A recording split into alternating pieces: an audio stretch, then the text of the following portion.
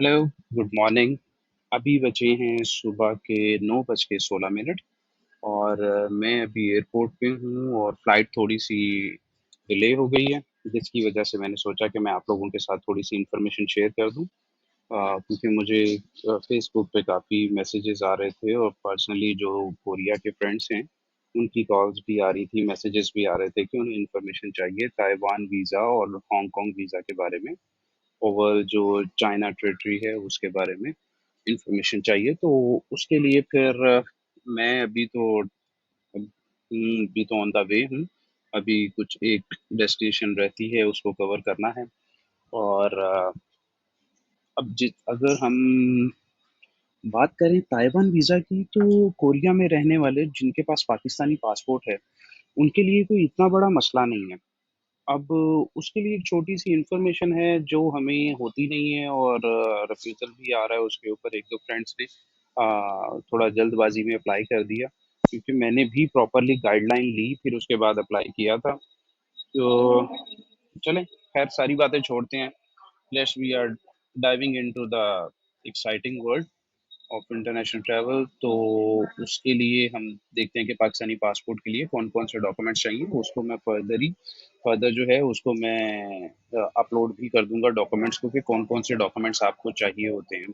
अच्छा, उसमें सबसे पहले तो आपको वीज़ा रिक्वायरमेंट के लिए आपके पास पाकिस्तानी पासपोर्ट है जो वैलिड होना चाहिए 6 मंथ्स से ज़्यादा। और फिर उसके बाद आता है आपका फॉर्म फिल करना है। जब आपने तो उसमें आपने क्लिक करना है किस चीज़ पे कि आप कौन सा वीज़ा अप्लाई कर रहे हैं। इसमें अब क्या होता है कि एक है इनका विजिट वीज़ा, एक है टूरिस्ट वीज़ा, और फिर उसके बाद तो वर्क परमिट और दूसरी चीज़ें आ जाती हैं। लेकिन हम जिस वीज़ा पे जाते हैं, हम जाते हैं टूरिस्ट वीज़ा पे। विजिट वीज़ा कभी भी क्लिक नहीं करना। अब क्योंकि जो मसला आया है, 2-3 दोस्तों ने जिनकी थोड़ी प्रॉब्लम हुई है, उनका यही प्रॉब्लम है कि जी उन्होंने विजिट वीज़ा पे क्लिक किया हुआ है। अब विजिट वीज़ा के लिए आपको फैमिली विजिट करना है या फ्रेंड्स को विजिट करना है, उसके लिए स्पॉन्सर होना बहुत ज़रूरी है। और अगर आप टूरिस्ट जाते हैं तो उसके लिए आपको ट्रैवल प्लान देना है, उसके लिए आपको स्पॉन्सर नहीं चाहिए। तो स्टडी के लिए भी डिफरेंट क्राइटेरिया है। तो हम लोग कोरिया वाले तो ताइवान नहीं स्टडी करने जाएंगे। तो हम लोगों की अट्रैक्शन जो होती है वो यही होती है कि जी हम एज अ टूरिस्ट जाते हैं और थोड़ा एक्सप्लोर करके आते हैं और थोड़ा ट्रैवल हिस्ट्री भी बन जाएगी। और इसमें अगर हम इसके कंप्लीट प्रोसेस में जाते हैं, तो इसमें 2-3 चीज़ें सिर्फ मेन हैं कि आपने जो नेसेसरी डॉक्यूमेंट्स देने हैं और साथ उसकी फ़ी पे करनी है। और जो रिक्वायर्ड डॉक्यूमेंट्स हैं वो मैं आपके साथ शेयर कर देता हूँ। अब उसमें आपने जो सबसे पहले है आपका पाकिस्तानी पासपोर्ट है, ओरिजिनल पासपोर्ट, और उसकी एक कॉपी हो जाएगी। फिर आपकी पासपोर्ट साइज़ फ़ोटो है जो कि एक स्पेसिफिक उन्होंने मेजरमेंट्स दी हुई हैं, वो भी मैं आपको डॉक्यूमेंट्स में शेयर कर दूंगा कि वो कौन कौन से हैं, साइज़ क्या क्या हैं जो उनको रिक्वायर्ड हैं। और वीज़ा एप्लीकेशन फॉर्म जो है वो अगर आपके पास है ठीक है, नहीं है तो वो मैं आपको प्रोवाइड कर दूंगा। आप मुझे मैसेज कर दीजिएगा, फेसबुक पे कर दीजिएगा, टिकटॉक पे कर दीजिएगा, मैं आपको कंप्लीट इसको प्रोवाइड कर दूंगा। और फिर आते हैं कि प्रूफ ऑफ ट्रैवल आपकी, जिसे हम थोड़ा देसी ज़ुबान में बात करें तो आपके पास होटल रिजर्वेशन होनी चाहिए, आपके पास होटल बुकिंग होनी चाहिए। और सम टाइम कुछ इश्यूज़ में मतलब मैंने तो अपना सिर्फ बुकिंग ही दी थी, लेकिन कुछ फ्रेंड्स ने बुकिंग भी दी मेरी रिकमेंडेशन पे, लेकिन उन्होंने कहा कि आप टिकट बाय करके उसकी इनवॉइस भी दें हमें कि आपने टिकट बाय की है, उसकी स्लिप भी चाहिए। और आप टिकट बाय करके उसका जो PNR number something like that वो होता है वो भी हमें दें। सॉरी, मैं जल्दी निकल आया था तो नाश्ता भी नहीं किया हुआ घर से निकलते हुए, होटल से निकलते हुए इनफैक्ट। तो फिर उसके बाद आते हैं जी, हम come to the point. Hotel reservation होगी आपकी, एयरलाइन बुकिंग होगी आपकी, फिर उसके बाद जो सबसे मेन होता है आपकी बैंक स्टेटमेंट चाहिए उनको। उन्होंने आपकी फाइनेंशियल एबिलिटी चेक करनी है कि आप इस ट्रिप को कवर कर सकते हैं, इन एक्सपेंसेस को कवर कर सकते हैं कि नहीं कर सकते। अब उसमें कोरिया में रहते हुए आपको 3 मंथ्स की बैंक स्टेटमेंट है, 3 मंथ्स की है तो well and good. Minimum 3 months होनी चाहिए और मैक्सिमम 6 मंथ्स। और कोशिश करें 3 मंथ्स की दें, इतनी इंक्वायरी कॉल नहीं होती, 3 मंथ्स इनफ है। और साथ उसके आपको एक वो जो बैलेंस सर्टिफिकेट होता है वो भी साथ में देना होता है। अगर कहीं part time being a student अगर कहीं पार्ट टाइम जॉब कर रहे हैं तो उसमें आपको एम्प्लॉयमेंट सर्टिफिकेट चाहिए होगा, 3 सैलरी स्लिप्स चाहिए होंगी। और अगर आप जॉब नहीं कर रहे तो फिर जो भी रिक्वायर्ड डॉक्यूमेंट्स, अगर हम स्टूडेंट्स की बात करें तो स्टूडेंट्स को एनरोलमेंट सर्टिफिकेट चाहिए होगा, फीस जो पे की हुई है उन्होंने उसकी स्लिप चाहिए होगी, और एनरोलमेंट, पे स्लिप और आपकी ट्रांसक्रिप्ट, ये 3 चीज़ें आपको यूनिवर्सिटी से चाहिए होंगी।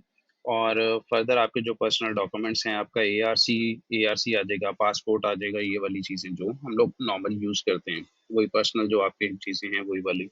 और अगर ई9 वाले हैं तो उनके लिए वो ज़ाहिर उनका सिर्फ एम्प्लॉयमेंट सर्टिफिकेट है और सिर्फ वही चीज़ें चाहिए।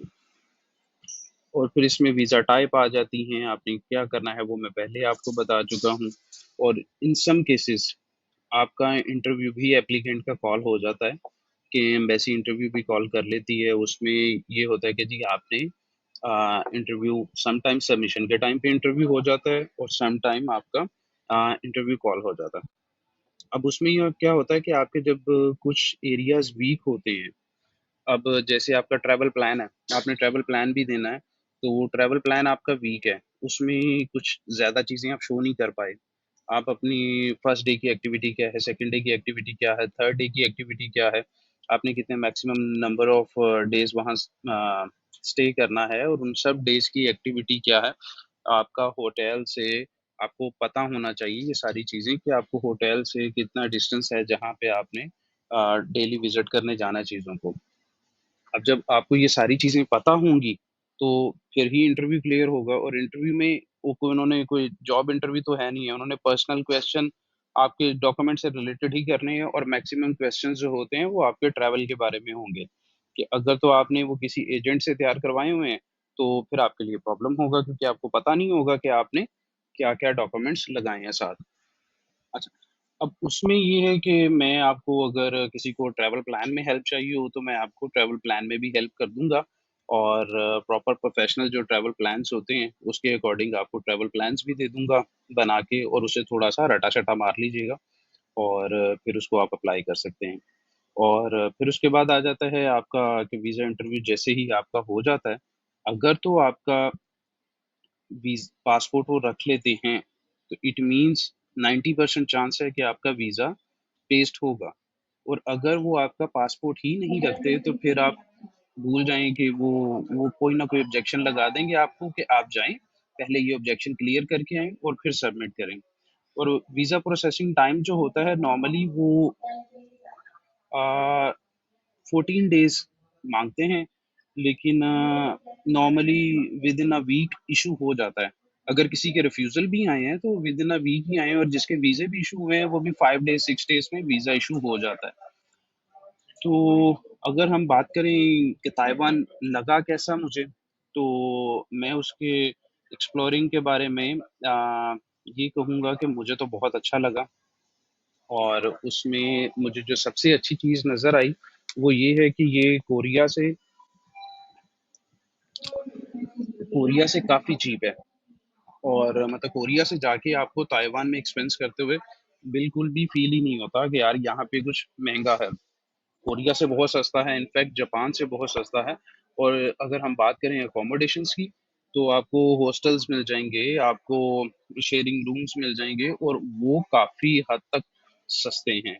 इवन कि कोरिया के मोटल्स जो हैं वो भी महँगे हैं, लेकिन इनके वो बहुत सस्ते हैं और बहुत लश किस्म के बने हुए हैं। मैंने होटल की वीडियो भी टिकटॉक पे अपलोड की हुई है, अगर आप उस पे देखना चाहें तो आप उसको देख सकते हैं। और यहाँ पे आपको होटल जो है बिज़नेस क्लास भी आपको कुछ अ, अगर हम कोरियन वॉन में बात करें तो 50,000 60,000 वॉन के करीब-करीब आपको बिज़नेस क्लास होटल रूम मिल जाता है। और बड़ी अच्छी लॉबीज़ हैं, मैं 2-3 होटल्स में रहा हूँ, तो बहुत अच्छा लगा मुझे। और फिर उसके बाद इनका जो ट्रांसपोर्टेशन कार्ड है, जब आप वो ले लेते हैं तो वो तो इंतहाई चीप है ना। आप उसमें कुछ मीन्स कि मैंने कुछ एप्पल पे से कुछ थोड़ी-सी अमाउंट डिपॉज़िट की थी उसमें, और वो मेरे एयरपोर्ट आने तक नहीं ख़त्म हुई थी, अबाउट कुछ 2 मनन। 2 मनन मैंने किए थे, कोरियन 2 मन। तो वो अच्छा खासा मैंने सारा पब्लिक ट्रांसपोर्ट पे ही ट्रैवल था मेरा। तो वो करने के बावजूद मेरे पास कुछ पैसे थे, और वो फिर उसका जो कार्ड है वो आप सुपर स्टोर्स पे भी यूज़ कर सकते हैं। आप जीएस 7-Eleven पे भी यूज़ कर सकते हैं, और कुछ भी शॉपिंग करनी है आप वो कार्ड भी यूज़ कर सकते हैं। वो भी हल्की-फुल्की मेरी चलती रही थी, कोई ड्रिंक ले ली, कोई पानी ले लिया, कुछ इस तरह से। तो अगर हम इसको बस रैप अप करें तो इसमें 2 ही चीज़ें हैं कि एक तो आपका ट्रैवल प्लान बहुत स्ट्रॉन्ग होना चाहिए, और सेकंडली आपका जो डॉक्यूमेंटेशन है उसको प्रॉपर तरीके से आपने अरेंज किया हो एज पर रिक्वायरमेंट। तो रिफ्यूज़ल का कोई कोई भी चांस ही नहीं है। फर्दर अगर किसी को इससे रिलेटेड कोई भी गाइडलाइन चाहिए, क्योंकि मैं ग्राउंड रियलिटीज़ भी देख आया हूँ, कि मैंने जाने से पहले कि अपने जितना फ्रेंड सर्कल है उससे कंफर्म किया, मुझे किसी से कोई इन्फॉर्मेशन नहीं मिल सकी, और नेट से जो इन्फॉर्मेशन मिलती है वो इतनी होती है कि बस वो पढ़ ही लें, और उसके अकॉर्डिंग अगर हम चलते हैं तो वो बिल्कुल अलग एम्बेसी हमारे साथ अलग से ट्रीट कर रही होती है। तो फर्दर इस ट्रिप के बारे में और इसके बारे में कोई भी इंफॉर्मेशन चाहिए हो, आप मुझे किसी टाइम, जिन जिन के पास मेरा नंबर है वो कॉल भी कर सकते हैं, बाकी फेसबुक पे या टिकटॉक पे मैसेज कर दें, तो मैं आपको ज़रूर इसमें हेल्प आउट करूंगा। Thank you for watching. Bye.